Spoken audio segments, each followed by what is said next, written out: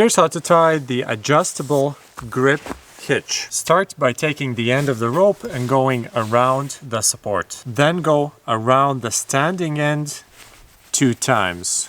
1, 2. Then do another turn, but this time around both strands.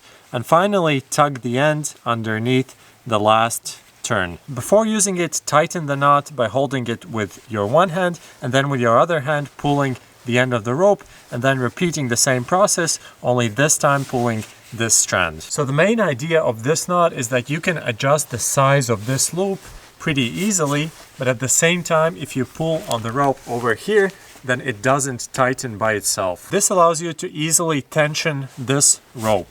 For example, you can use it when tensioning your tent guylines and in other similar situations. It is very similar to the taut line hitch, which is pretty much as reliable and just as easy to tie. The main difference here is that if it's sitting against a large diameter support, it doesn't work as well as the taut line hitch. To learn other useful knots, subscribe to our channel. Thanks for watching, and I'll see you next time.